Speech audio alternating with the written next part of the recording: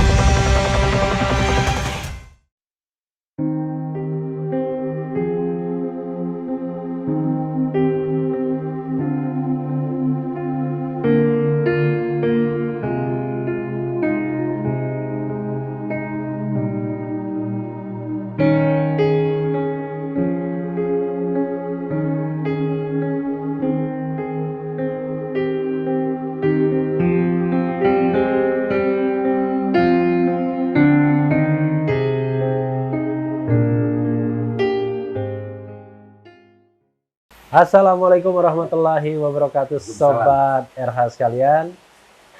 Jumpa lagi dengan saya di channel yang keren ini. Kali ini saya datang ke rumah orang yang paling berbahaya sejak zaman dulu. Yang kalau ngomong COVID, kelompok hip-hip dan lain sebagainya. Dan beliau adalah pengamat politik, pengamat budaya, pengamat pendidikan yang mungkin paling senior di Republik Indonesia ini. Beliau adalah Babe Ridwan Saidi. Yes. Selamat sore, Be. Selamat sore. Apa kabar nih? Baik. Ini kebetulan video ini diambil waktu sore, Be, ya. Oh iya, bagus. Dan terima kasih, ternyata hujan, Be. Oh iya, Hujan itu rezeki bagus, Be, ya. bagus. Bagus, Insya Allah. Ya. Coba dites dulu, Be, ketawanya, Be. Sabar lah. Jadi saya termasuk favorit dengan ketawanya Babe, ya. Tapi ini, Be, kita mau ngomong politik, Be, ya. Boleh Oh, kan, Be? iya, Nah, iya. gini, Be. Ada 3 kata kunci nih, Be. 1 Habib Rizik, Iya. 2 kami, Iya. 3 Omnibus Law. Yes. Nah, biar saya nggak susah, tolong Babe hubungkan ketiga kata itu, Be. Oke, yang pertama kan kita Habib Rizik ya. Ya, Habib Rizik itu seingat saya dia diundang oleh King Salman oke. ke Saudi, Oke. ya kan. Lalu timbul polemik berkenaan dengan beliau. Dan sekarang yang terakhir kita ringkas saja, kerajaan Saudi telah membuat pernyataan tidak ada hal-hal lagi mengenai Habib Rizik, semuanya udah jernih, Beres, ya. udah beres. Nah, tinggal tergantung pihak Indonesia, begitu kata juru bicara kerajaan Saudi. Kalau pihak Indonesia juga tidak ada keterangan yang jelas apakah mau menerima kedatangan Habib Rizik atau tidak. Menerima tidak menerima apa alasannya? Karena jikalau Habib Rizik meninggalkan bandara di Jeddah misalnya, atau somewhere di Saudi Arabia, saya nggak tahu di mana dia berangkat,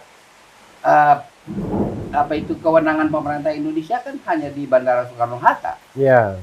Ya kan, dia nggak bisa cegah keberangkatannya di Bandara Soekarno-Hatta. Nah, di Bandara Soekarno-Hatta itu Habib Rizik mau diapakan? Ditahan, nggak boleh masuk Jakarta, apa tuduhannya? Begini, Be. Kalau saya kan tanyanya begini. Biasanya kalau orang ada masalah di sebuah negara, katakanlah masalah overstay misalnya, masalah macam-macam. Biasanya orang itu dideportasi, malah bukan diremin kayak ayam atau Iya. telur. Ya, itu ada soal aspek yang lain ya. Iya. Dari Habib Rizik, kasus Habib Rizik ada aspek yang lain. Kita nggak tahu lah apa yang terjadi dengan diri beliau. Tapi beliau ini adalah seorang tokoh, orasinya bagus, dia mempunyai pengaturan nafas yang baik. Kalau kita tidak teliti, itu kita tidak tahu kapan dia memberi koma atas kalimat dia. Speed yang lebih cepat lagi saya kira Bahar bin Smith. Oh, Dia lebih cepat lagi speednya. iya. Tapi keduanya ini cukup sebagai pembicara yang menarik, ya kan? Babe mengagumi mereka nih sepertinya. Enggak, saya orang pengamat aja, Oh, pengamat, ya. ya kan? Saya pengamat aja. Karena kalau saya, Be, suka mengagumi orang yang ngomong di publiknya itu jagoan, lancar itu. Dan memang dia jago, jadi tersendat-sendat, kan ada yang tersendat-sendat, ada yang berpikir setelah separuh kata-katanya meluncur, baru dia berpikir kan. Jadi kita terpaksa break, nungguin dia menyelesaikan kalimat. Kalau ini enggak semuanya. Jadi antara kepala sama lidah sama itu. Sama. Oke. Kita bandingkan dengan Bung Karno ya. Bung Karno itu banyak menarik nafas. Oke. Dengan aktingnya dia misal, "Hei, Nekorin!" Dia nengok ke kanan. Dia narik nafas. Oke. Baru dia nengok ke kiri. Kita harus ganyang kapitalisme, imperialisme, begitu. Jadi pandai dia ambil. Kalau ini kan mungkin karena dia latihan ngaji kan pernapasan itu, makanya dia lancar sekali ngomongnya. Iya, memang pernapasannya itu bagus ya kan. Dalam usianya saya kira kalau Habib Rizik menjelang 60 ya. Ya 50-an ya masih. 50-an. Iya. Kalau Bahar bin Smith 30-an. Nah, itu luar biasa. Dan ini kalau kita kaitkan dengan Bahar bin Smith itu kalau tuanya kayak Babe nih kayaknya. kalau kita kaitkan dengan pergerakan sekarang ya kan. Dia itu sebagai pemain lapangan karena kan GNPF, PA21 kan sudah muncul kan Ya. di lapangan. GNPF, Ulama, PA212, FPI. Ya, kan udah muncul di lapangan. Ya. Jadi kapan Habib Rizik datang? Biasanya pemain seperti Habib Rizik itu injury times masuknya. Mau cetak gol maksudnya? Iya. Injury time itu bisa cetak gol, bisa nggak cetak gol, bisa sia-sia. Bukan. Injury times itu dia mencetak gol sendiri atau memberi peluang kepada lain orang untuk mencetak gol timnya. Ya. Jadi dia pasti Habib Rizik kalau kita umpamakan sepak bola ini akan dikepung oleh 10 pemain. Ini cetak gol untuk kemenangan yang mana, Be? Iya. Untuk pertandingan apa? Ini sekarang kan lagi pertandingan tolak omnibus law. Omnibus law lanjut kan itu pertandingannya. Oke. Ya kan? Oh, jadi pertandingannya adalah terus atau tidak omnibus law. Iya, terbatas pada situ. Kalau saya bilangnya omnibus law, kan Latin tuh, Be. Omnibus. Ya. Iya, iya. Oke. Tapi yang menjadi menarik adalah Babe kan baru bicara Habib Rizik. Kira-kira, Be ya, Habib Rizik bakal pulang apa enggak? Pulang. Pulang. Iya, pulang.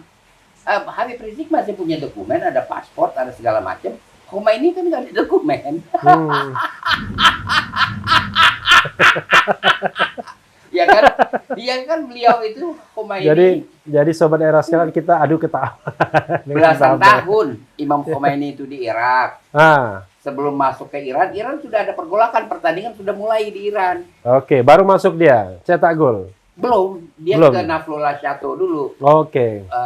Ngetem lah kalau bahasa sekarang. Baru pas waktunya cocok dia masuk. Oke, itu kayak pemain apa ya? Waktu Piala Dunia itu Roberto Baggio.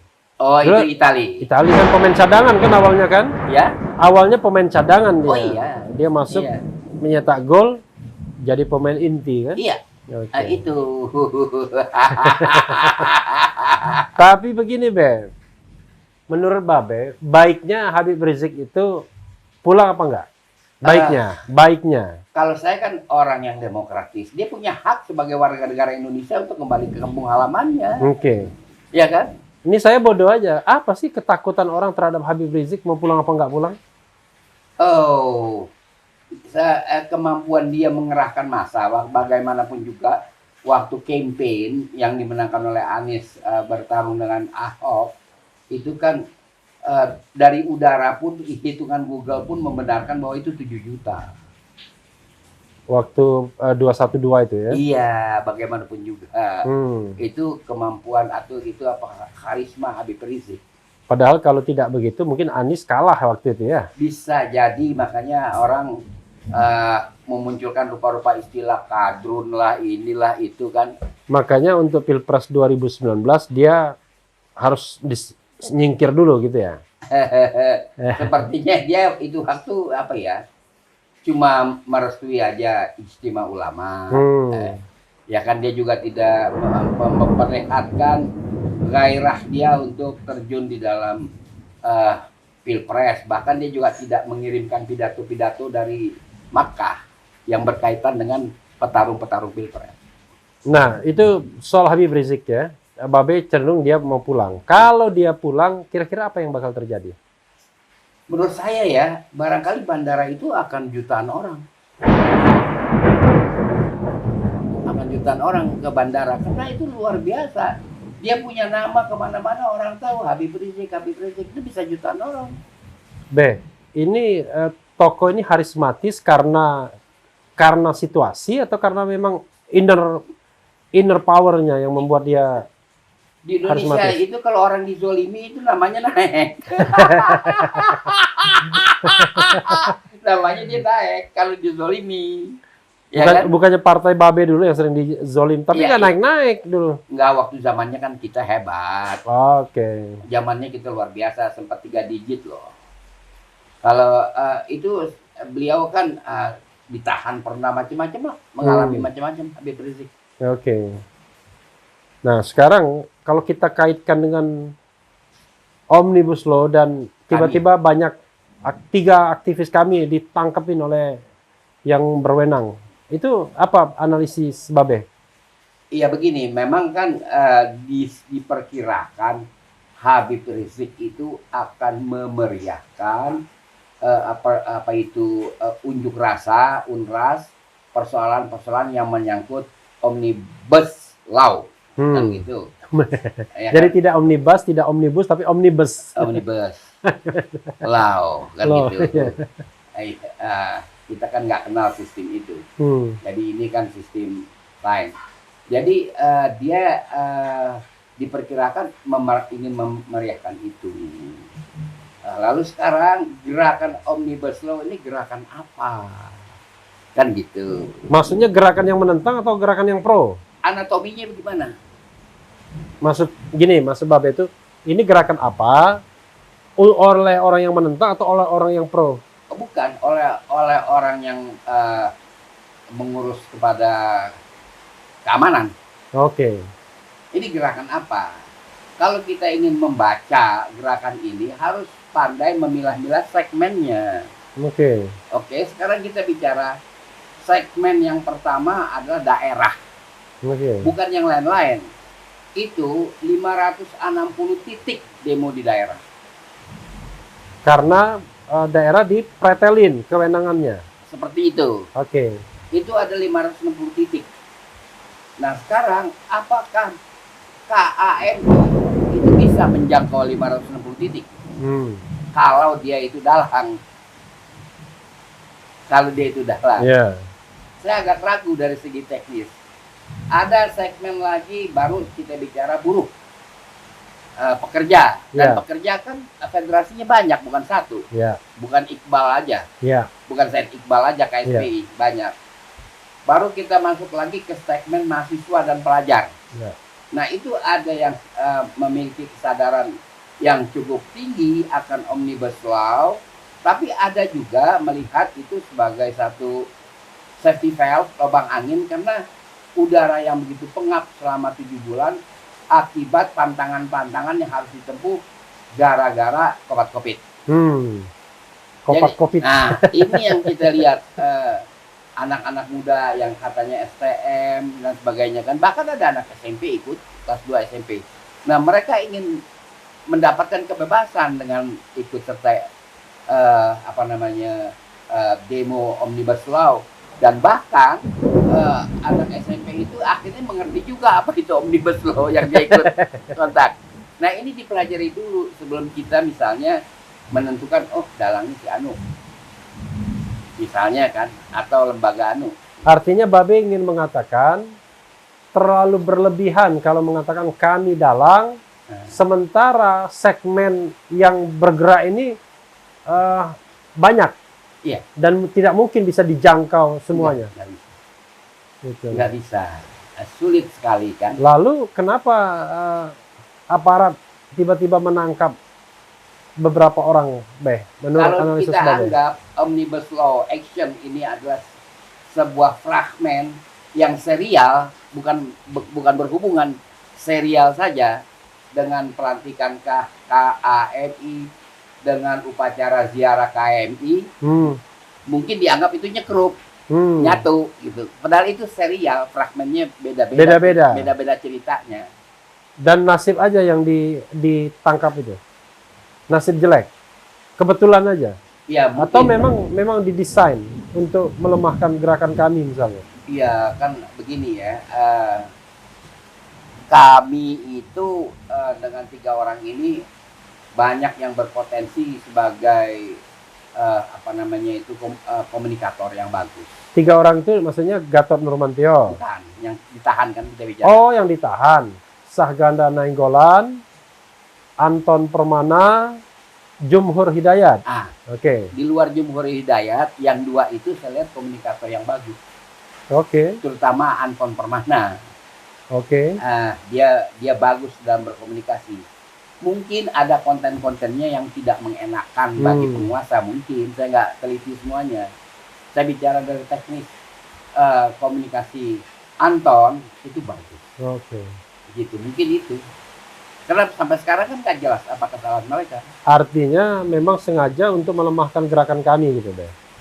Iya, karena ini orang kalau di dalam bahasa Melayu ini juru hebah. Juru Juru hebah hebah apa? Juru hebah itu yang campaign lah. Oke. Ahli campaign saya lihat. Oke. Pertanyaannya Be ya, ini kan 2024 masih lama. Oh Ya, ini baru 2024 tahun lagi. iya. Lalu kenapa orang merasa kok khawatir gitu dengan organisasi seperti kami, pulangnya Habib Rizik? Kalau menjelang 2019 wajar karena ada pemilihan presiden kan. Kalau sekarang konteksnya apa, Be? Iya, maaf ya, kadang-kadang ada apa namanya itu penilaian yang agak berlebihan terhadap kami, mohon maaf ya. Jadi kalau sekarang kita bicara administrasi kami, berapa sih wilayah provinsinya? Iya. Ya kan? Apalagi wilayah kota kabupaten. Dan itu menurut Gatot Nurmantio bukan struktural juga, iya, cuma independen. jejaring aja. Independen masing-masing. Iya, cuma jejaring. Iya, itu aja. Jadi menurut saya biasa-biasa aja. Cuman apa itu penempatannya di ruang publik cukup banyak. Oke. Tapi sebenarnya nggak perlu juga dikhawatirkan. Kalau saya nggak khawatir, tapi Ya. kan banyak insiden, banyak peristiwa. Pelantikannya ada peristiwa, ya kan? Kok bisa ada dubes kan gitu. Lalu kegiatan mereka ziarah ada peristiwa kan gitu. Nah, itu peristiwa-peristiwa itu yang menyebabkan kami itu jadi besar. Oke. Jadi yang membesarkan kami justru penghadangan itu sendiri. Kayaknya begitu. Makanya Jangan-jangan kami sendiri yang bikin penghadangan itu. jadi banyak amat peran kami. Kan? Iya. Jadi saya kira itu kaitannya satu dengan yang lain. Oke. Tapi baik gini, Bel. Kalau Babe lihat politik Indonesia saat ini ya, orang mengatakan udah mulai sumpek ya, mulai sumpek selain kopar-kopit ya kan, juga terkesan ini ada penilaian orang ya, pemerintahan Presiden Jokowi ini kok mulai otoriter. Misalnya Freedom House mengatakan sejak 2016 Indonesia itu negara separuh bebas, partly free. Dan ini kan penilaian yang objektif kan? Ya salah satunya adalah soal kebebasan sipil tentunya. Ya, civil and political right. Kalau pengamatan Babe sendiri, sebenarnya bagaimana sih pemerintahan ini? Iya, kita ambil kasus yang terakhir aja ya. Kasus yang terakhir ini banyak kepala daerah, apakah itu gubernur atau bupati atau wali kota membuat pernyataan menolak Omnibus Law. Oke. Bahkan itu dibuat setelah DPR Puan Maharani atau Samsudin Aziz mengesahkan setelah 5 Oktober masih ada mengalir terus gitu. Aziz Samsudin. Aziz Samsudin. Ya. Nah sekarang persoalannya bagaimana dengan undang-undang administrasi pemerintahan kita? Kenapa cuma imbauan yang datang dari presiden? Kalau kita mengikuti freedom tadi, freedom apa? Freedom of Association atau? Freedom Association itu di mana apa namanya peran presiden ternyata kepada jajaran di daerah dia mengimbau. Mestinya kan diinstruksi.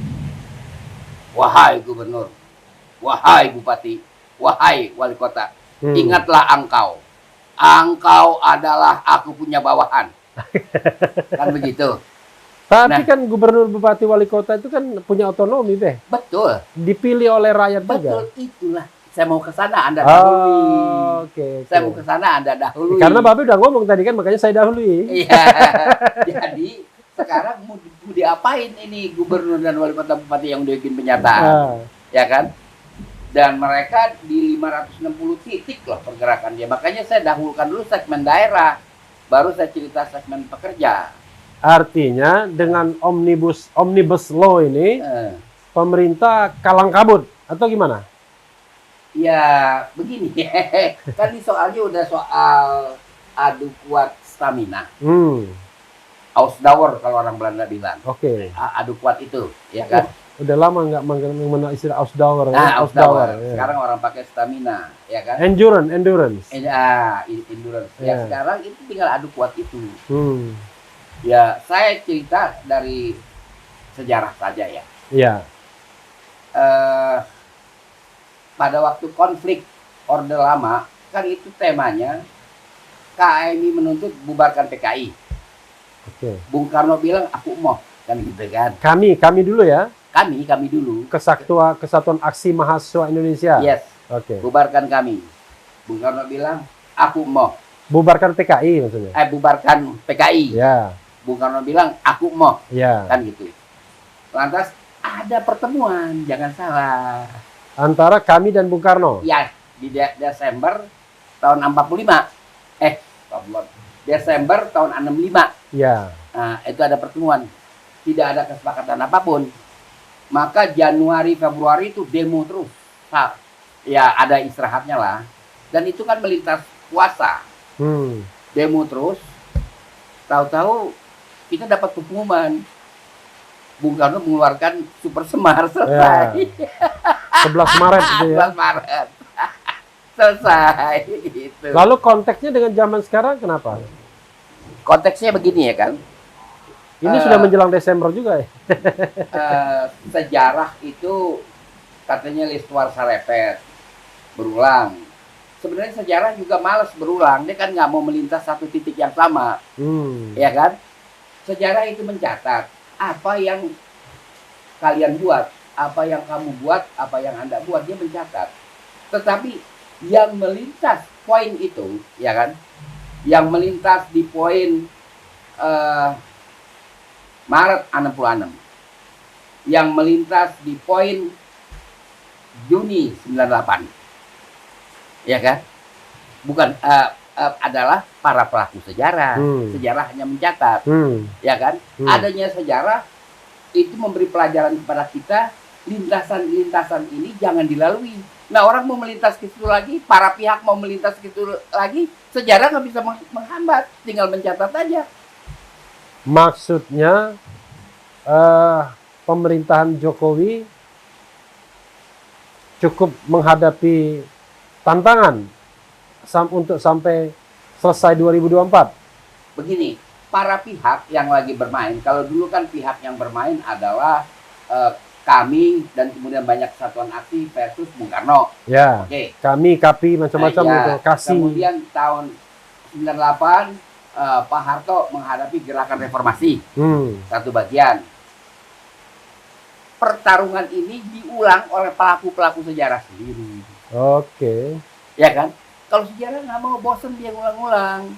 Kok titik ini lagi? Ya kan? Kalau dulu Orde Lama 32 tahun. Ya. No, ya, 22. Orde Baru 32 tahun. Bukan, Pak Harto 32 tahun. Ya.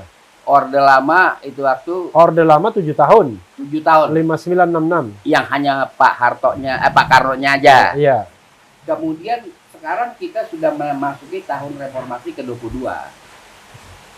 Ya kan?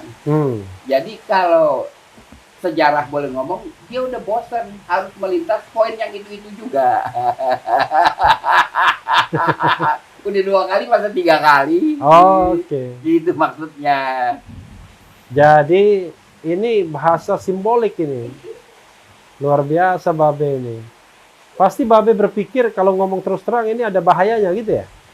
Ya, bagaimana mau mencari titik temu? Oh, Ya kan? Oke, titik temu antara siapa? Antara yang berhadapan-hadapan. Oke, Ini tolak Omnibus Law. oke. Ini lanjut Omnibus Law. Ada pihak lain, Bank Dunia, Hmm. memberi peringatan jangan lakukan. Karena engkau akan menabrak undang-undang lain yang menyangkut ekologi. Lantas ada lagi pihak komunitas investor yang mau menginvest 4,1 triliun dolar. Hmm. Wah, saya kalau begini, saya mikir-mikir mau investasi 4,1 miliar mungkin. triliun. Triliun dolar. Oke. Kalau begini katanya itu investor dari barat, saya mikir-mikir menginvestasi kalau kayak gini. Karena di barat agak keras ya ketentuan mengenai lingkungan hidup, Hmm. agak keras itu. Jadi terserah ya harus cari titik temu kalau nggak mau masuk ke dalam poin yang ketiga. Kalau tidak mau sejarah disuruh liwat poin yang ketiga. Kita udah 2 tapal kita lewatin. Mau lewat yang ketiga? Jadi sobat era sekalian, yang pertama itu tahun 67. Ketika Bung Karno, Anem-anem. Hah? Maret anem-anem. Ya kan itu kan super smart, tapi Pergantiannya. pergantiannya 67. Iya, iya. Yang kedua tahun 98. Iya, iya. Sama kan? Iya. Tapi agak beda sedikit. Iya. Karena 98 itu pengunduran diri, tahun 67 itu impeachment, pemakzulan. Tahun 97. Tahun 98 Pak Harto kan mengundurkan diri. Iya, iya. Kalau Bung Karno pemakzulan. Yang dimakzulkan Gus Dur yang mirip sama 2001. Iya, itu dia dimakzulkan. Ya. Tapi jangan salah, koran-koran Eropa itu pada Bung Karno kan, Pak Harto kan mundurnya 21 Juni. 21 Juni itu meninggalnya. Itu begini, maaf. Pak Harto kan mundurnya 21 Juni 98. Bukan, 21 Mei. 21 Mei 98. Ya kan? Pak Harto mundur. Ya. Maka pada 20 Mei Ya. 98 jam 11 malam waktu Indonesia Barat, Pak Harto ditelepon oleh Madeleine Albright. Tidak diketahui isi telepon itu, tapi pagi-pagi sudah kumpul di istana Pak Habibie, Mahkamah Agung. Ya. Lalu koran-koran Eropa, hampir semua koran Eropa ya memberikan banner headline, telepon Madeleine Albright kepada Soeharto merupakan coup de grâce, pukulan yang mematikan. Artinya Amerika nggak dukung lagi gitu. Ya, artinya ada keterlibatan luar. Oke. Itu yang ingin saya katakan. Sekarang ini jelas Ada- World Bank, Oke. ya kan? World Bank jangan sembarangan loh. IMF kan adeknya, adek dia IMF. UNICEF kan udah bicara lindungin ya anak-anak kecil. Karena ada UNICEF statementnya. Ya. Jangan salah, IMF tuh adek dia. Jadi kalau kita mau jujur dengan analisis ya, ini sobat era sekalian kita menganalisis ya.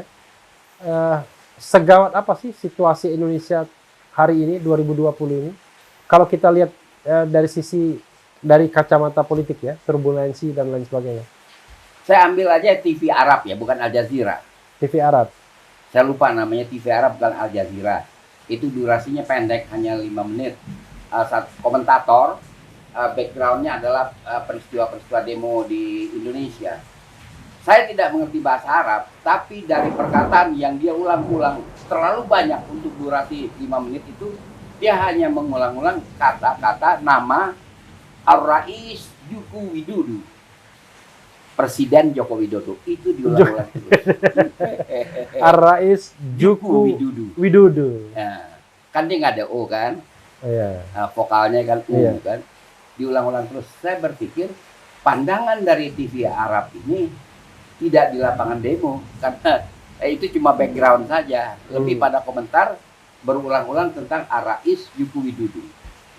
Maksudnya apa Ar-Rais Joko Widodo? Presiden Joko Widodo terus disebut. Iya, kenapa ya? Apa namanya? Karena saya nggak tahu bahasa Arab, saya cuma melihat dari itu semua. Maknanya apa? Maknanya kira-kira apa? Dia membicarakan Presiden Joko Widodo. Oke, artinya dunia internasional pun juga mulai melihat ya Iya, soal ini. iya. Tapi analisis Babe sendiri gimana sebenarnya? Kita susah sekarang nih, Be, mau ngomong terus terang, tiba-tiba polisi yang datang ke kita. Enggak, analisisnya mengenai apa?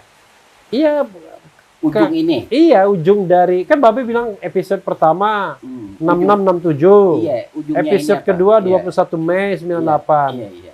Nah, ini mau episode ketiga. Iya. Nah, ujungnya kayak apa? Ujungnya saya tidak bisa meramalkan karena pertama saya bukan ahli tenung ya. Yang kedua bahan-bahan yang saya miliki itu terlalu sederhana Oke. untuk membuat kesimpulan. Saya hanya melihat ekstrapolasi arah gejala saja. Di lapangan, oh begini, ini ada begini, ini ada begini. Yang jelas, yang bisa saya katakan, kalau tidak ada perundingan, tidak ada pertemuan, ini jadinya, ya kan, adequate Ausdauer, lalu nggak bisa dihindarkan juga peran World Bank nanti. Jadi ada kuat mereka yang mendukung Omnibus Law, Iya. itu kan pihak pemerintah dan pendukungnya. Iya, iya. Lalu yang mereka yang menentang Omnibus Law, Iya. pihak apa? Buruh, Banyak. mahasiswa, Daerah lah kita kepala-kepala daerah, katakan. Daerah saja lah kita daerah, sebut. Iya. aktivis-aktivis politik, gitu, Pegiat Islam. pegiat Islam. Iya. Emang mereka Ausdauernya kuat untuk terus-menerus bentrok. Kalau Bentrok opini ya, bukan bentrok fisik ya. kalau bentrok opini sekarang kan dia lebih banyak disebut tolak Omnibus Law Daripada yang pro. daripada Omnibus Law lanjut. Lanjut. Nah, Oke. ini lebih banyak disebut. Sekarang kita bicara kesegaran jasmani. Oke. Kesegaran jasmani, mereka keluar demo itu jam 12 atau setengah 12 Malam. siang, Oh siang. muncul ke arena Oke. demo. Ya. Itu segar-segar, Hmm. gagah-gagah, keren-keren, maupun anak STM masih fit punya gitu. Apa dia tidur cukup atau dia giliran? Ini kan kita bicara Ausdauer. Jadi ada shiftingnya ya. Ada shiftingnya, dan pihak aparat itu harus mengawasi Jakarta terutama karena ada istana, kemudian Bogor juga ada istana, dan jangan lupa ada 560 titik lain. Ya tapi kan itu kan asumsinya Ausdauer itu memang betul-betul dipelihara untuk tujuan ini. Kalau mereka udah kemana-mana, lama-lama kan bubar sendiri. Kalau nggak ada satu hal yang berkaitan dengan hajat hidup dia, daerah punya kepentingan dengan dia punya PAD, pendapatan asli daerah. Buruh punya kepentingan dengan dia punya penghasilan, ya kan? Anak-anaknya yang entah mahasiswa atau entah yang masih pelajar punya kepentingan karena kadang-kadang ibunya nggak kasih duit bakal beli kuota karena ada daring-daring dari Nabil Makarim. Ya kan? Itu semua punya kepentingan. Jadi ini lebih punya kepentingan yang langsung kepada hajat hidup mereka. Itu kalau kita lihat. Nah, jadi di sini harus kalau saya ya mengusulkan, cobalah berdialog. Berdialog.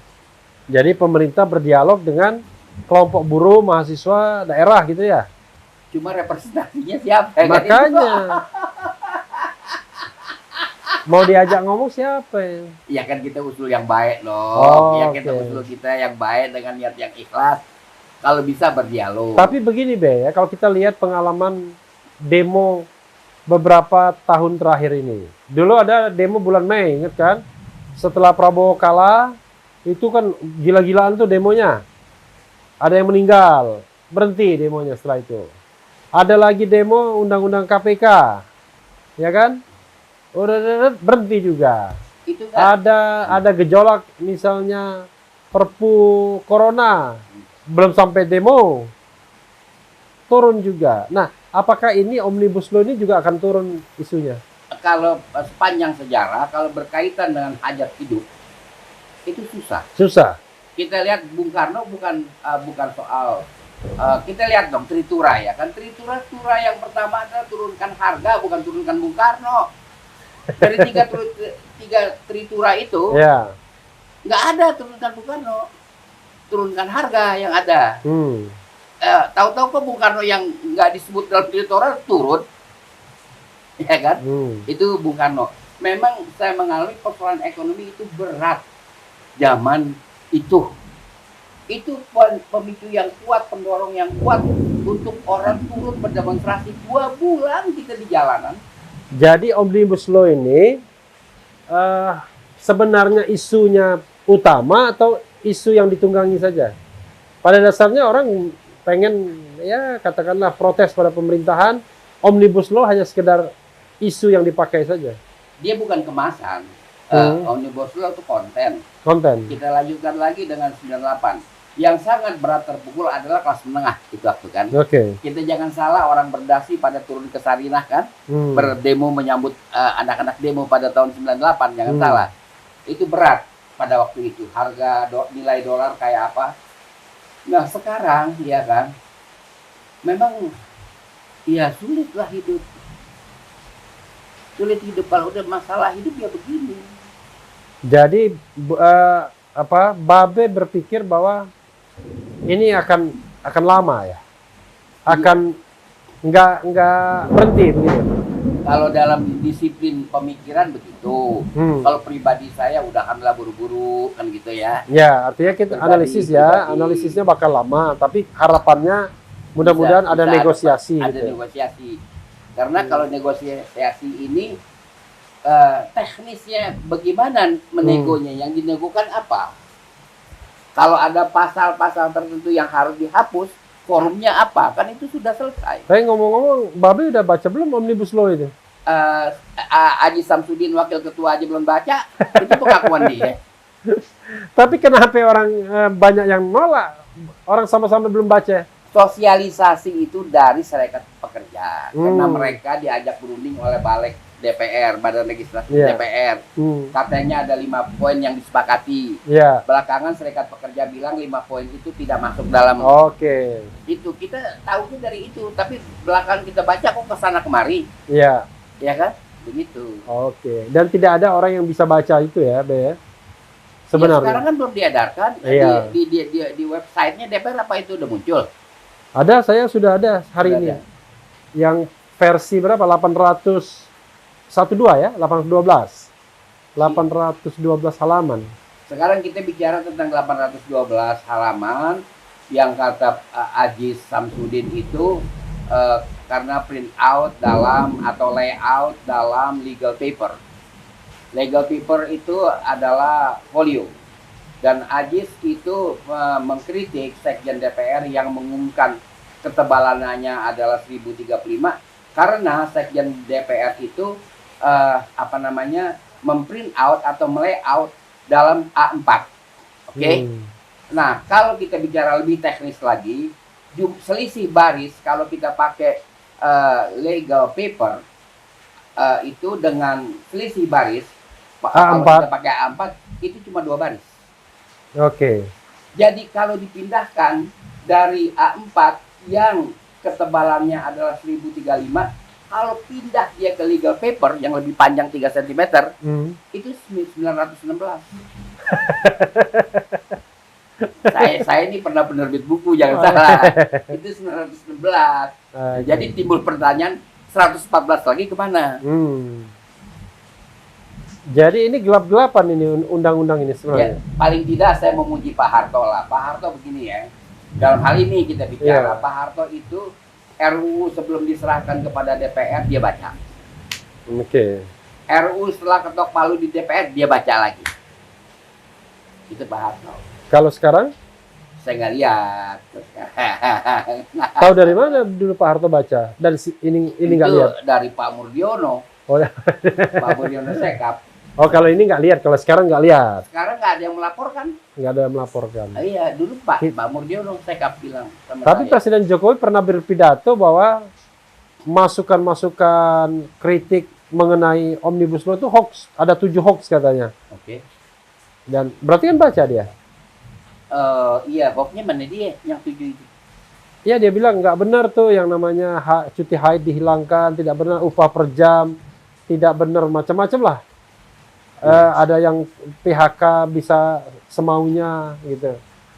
Ya, tapi kalau yang substansial benar kan persoalan kewenangan daerah Oke, dalam investasi, kan itu belum dikomen. oke. Karena ini kebetulan saja buruh yang ribut, buruh yang lebih utama. Komen dari aktivis buruh. Oke, Tapi dari World Bank yang substansial soal ekologi kan juga nggak dikomen. oke. Ya kan? Beh, ini terakhir apa Beh? Apa closing statement Babe untuk melihat perkembangan ini? Kan Babe banyak pengalaman, usia sekarang kelahiran 42 kan? 78. Ya, saya lihat ya. Gitu. Memang tuh. Ya, di dalam pergerakan para mahasiswa, buruh, siswa, pegiat Islam, daerah itu terhadap Omnibus Law itu telah melahirkan, telah memunculkan satu jenazah. Yaitu Kopat Kopit. Kopat Kopit sudah tidak diomongin orang lagi. Udah almarhum Kopat Kopit. Oke, Ya kan? gara-gara Ini heboh Omnibus Law. Dan calon jenazah, Iya. calon ya, Iya. pilkada, Pilkada. Bakal jadi calon jenazah juga. calon jenazah. Itu dimaui siapa? Bukan dimaui karena keadaan ini menyebabkan aparatur daerah dan pusat juga kan bekerjanya terganggu. Dia bekerjanya terganggu. Jangan salah, apa itu yang bertugas kelompok pemilih di bawah, baik level kecamatan maupun level kelurahan, desa, itu yang dibentuk oleh Pemda kan. Iya. Kalau KPU ya tingkat KPU daerah sudah, tapi jajaran KPU daerah, kota maupun kabupaten itu jajaran itu bentukan Pemda. Bentukan KPU juga. Bentukan KPU dari mana? Merekrutmen RT kan bukan KPU. Itu KPU, tapi KPU di daerah. Cuma memang tergantung ininya. Kalau pemutakhiran data kependudukan Semuanya daerah. itu non KPU. Tapi kalau pemutakhiran data pemilih KPU. Kalau petugas KPU-nya nggak didampingi oleh kepala desa, Ya. lurah kan dia nggak bisa. Nah, Jawil-jawil kepala RT, kepala Kalau RW. pendampingan iya. Iya nggak bisa. Jadi apa? Ini konteksnya apa nih? Jadi dia terus-menerus sekarang kalau kita pergi kemanapun di Indonesia sebelah manapun, itu persoalan yang dibicarakan Omnibus Law, bukan pilkada lagi. Oke. Bukan pilkada, bukan COVID lagi ya. Apalagi itu enggak. Padahal COVID masih ada kan? Wallahualam, kalau saya tidak gini ya, saya hormati protokol Satgas Kopat Covid, arahan dari WHO. Saya kan boleh punya pendirian pribadi, Iya. ya kan? Pendirian pribadi itu adalah azab. Apa azam? Azab Azab. Allah Oke. itu tidak materialisir dalam bahasa Belandanya, tidak membenda. Jadi oleh karena itu sampai sekarang kan mereka belum bisa tunjukkan potretannya Kopat Covid. Oh, potretanya COVID. Oke.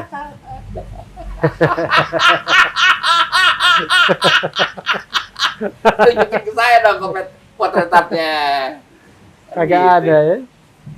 Lalu calon jenazah lainnya hip gimana? Hip itu dia mati sebelum diberanakin. Oh. Jadi apa sih ya, keguguran ya dipanggilnya. Iya, tapi masih di Prolegnas masih ada kan? Oh, masih ada. Tapi Ya tapi kan ketua DPR kita lagi polemik dengan Nikita Mirzani. hubungannya apa ini? Apa? Kan cukup sibuk juga Nikita Mirzani bicaranya itu kan.